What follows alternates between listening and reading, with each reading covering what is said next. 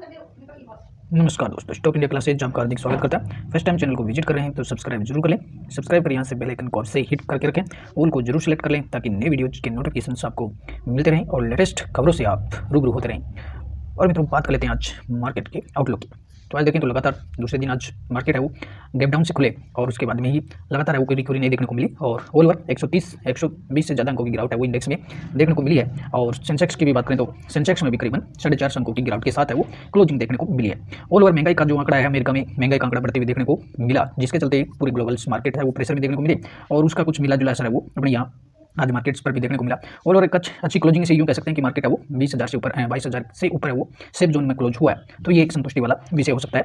All over mid cap और small cap शेयरों में लगातार है वो गिरावट जारी है ऑलरेडी। और जो म्यूचुअल फंड हाउसेज हैं उनको सेबी की तरफ से ये आदेश मिला है कि वो अपने स्ट्रेस को कम करने का टेस्ट करें और करीबन म्यूचुअल फंड हाउस को 50% अपना जो स्टेक्स है AUM का 50% स्ट्रेस कम करने का टेस्ट चल रहा है। तो सभी म्यूचुअल फंड हाउस ने अपने टेस्ट के डिटेल्स दिए हैं कि वो अपना स्ट्रेस है वो कितने दिन में कम कर सकते हैं। तो उसका असर भी मार्केट पर भी नेगेटिव सेंटिमेंट लगातार देखने को मिल रहे हैं, जिसके चलते आज मिड और स्मॉल कैप शेयरों में फिर से भारी गिरावट है वो देखने को मिली है। तो ये कुछ मिले जुले कारण है जिसके चलते आज मार्केट में फिर से सेंटिमेंटल न्यूज देखने को मिला।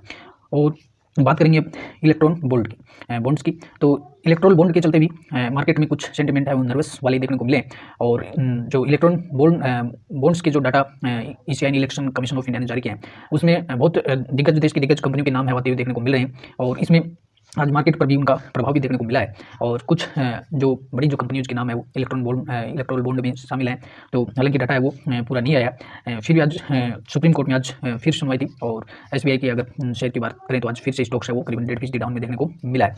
और आज सुप्रीम कोर्ट ने फिर आज SBI को लताड़ लगाई है और इस मामले में पूरा डिस्क्लोज नहीं करने के लिए उन्होंने फिर से आदेश है वो नोटिस है वो SBI के खिलाफ निकला है। और सुप्रीम कोर्ट ने आज SBI बैंक को आदेश दिया है कि full electoral bonds data to release 16 मार्च को 5 बजे तक ICI को सौंप दे।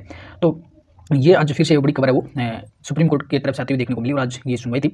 और इसके साथ ही जो इलेक्ट्रोल बॉन्ड के जो डाटा ICI ने अभी जारी किया उनके अकॉर्डिंग बहुत दिग्गज कंपनियों के नाम से वो इसमें शामिल है, तो उससे भी एक डाटा का मिलान किया जा रहा है। तो उससे भी एक नर्वसता मार्केट में है जिनमें PVR, बजाज ऑटो, वेदांता, सन फार्मा और काफ़ी कंपनियों के नाम इसमें है वो बताए जा रहे हैं। लेकिन हालांकि इनका जो डोनेशन तो दे सकते हैं, लेकिन डोनेशन के बदले में कुछ फायदा इनको अगर मिला है तो उसकी है वो ये देखने वाली बात यहाँ देखने को मिल रही है। तो आज एक ऐसी कंपनी की अपन चर्चा करेंगे।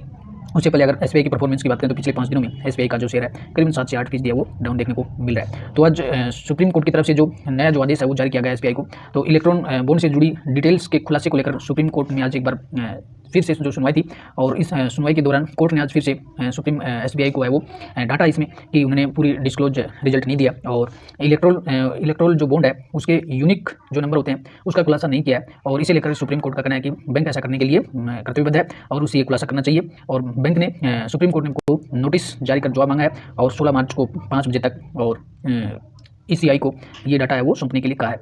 इसी के साथ अगर बात करें तो आज इलेक्ट्रोल बॉन्ड के जो डाटा चाहिए उस पर एक लेटेस्ट है वो न्यूज़ देखने को मिल रही है, जिसके चलते आज स्टॉक्स है वो काफ़ी आज प्रेशर में देखने को मिला। और ओलेक्ट्रा ग्रीन टेक का है वो नाम है उस मामले में चल कर क्या रहा है, हालांकि इसको जो कंपनी की जो पेरेंट कंपनी है, होल्डिंग जो कंपनी है, उसको सीधा फायदा है उससे यहाँ एक ऑर्डर से जोड़ करके देखा जा रहा है, जिसके चलते आज ओलेक्ट्रा का स्टॉक्स है वो यहाँ करीबन 2% है वो इंट्राडे में 2 से 4% है वो यहाँ डाउन में देखने को मिला था और स्टॉक्स काफ़ी प्रेशर में आज नजर आए।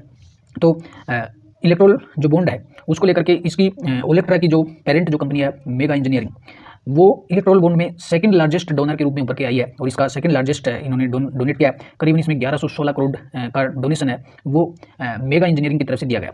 और मेगा जो इंजीनियरिंग है वो अपन देखेंगे इसका ओलेक्ट्रा का अगर शेयर होल्डिंग पैटर्न अपन देखेंगे तो ओलेक्ट्रा का जो प्रमोटर्स ग्रुप है उसमें MEI होल्डिंग लिमिटेड का नाम आता है। और जो मेगा इंजीनियरिंग है इसकी दिसंबर 23 के अकॉर्डिंग इसमें ओलेक्ट्रा में 50% की होल्डिंग है, यानी 50% की हिस्सेदारी है वो मेगा इंजीनियरिंग की है। और मेगा इंजीनियरिंग है वो ओलेक्ट्रा की पेरेंट कंपनी है।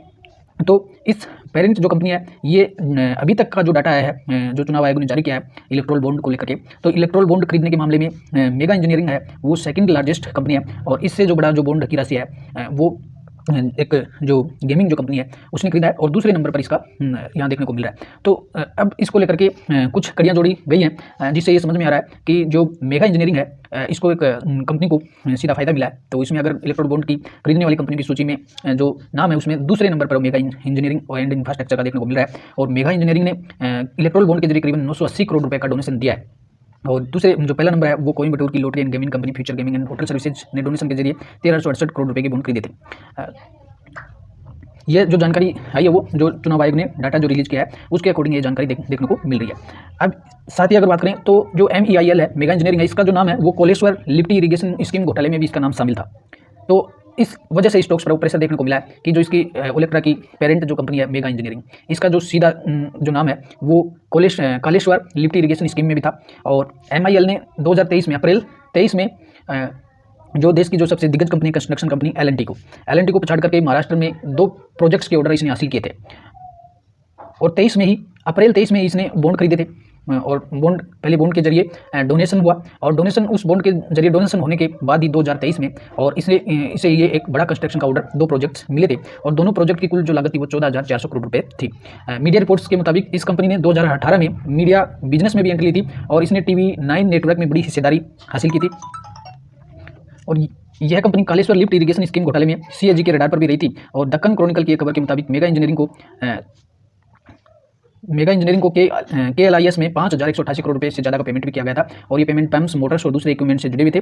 KLIS की कैग की जांच से पता चला कि बड़ी हुई प्रोजेक्ट कॉस्ट का ज़्यादातर हिस्सा कॉन्ट्रैक्टर्स खासकर मेगा इंजीनियरिंग की जेब में ही गया था। तो कुल मिलाकर के मेगा इंजीनियरिंग है वो इस मामले में वो ये सीधा जुड़ाव इससे देखने से पता चल रहा है। और पिछले अगर 5 दिन की बात करें तो ओरा का स्टॉक करीबन 6 से 7% है वो टूटते हुए नजर आ रहा है। तो इस इलेक्ट्रॉन बॉन्ड वाले मामले में इस तरह से कंपनियों के डोनेशन की जो तारीख है उसके आसपास का डाटा है वो इससे ही पता चलेगा कि किस तरह से जुड़ाव है वो डोनेशन से रहा है। और तो इससे आज मार्केट में इस खबर का असर है वो इलेक्ट्रा के शेयर पर देखने को मिला है। तो जो मित्र लोग पहली बार चैनल को विजिट करें, सब्सक्राइब जरूर करें, वीडियो को शेयर और लाइक भी अवश्य करें। लेटेस्ट जानकारी के साथ फिर आपके सामने हाजिर होते हैं, तब तक के लिए गुड बाय।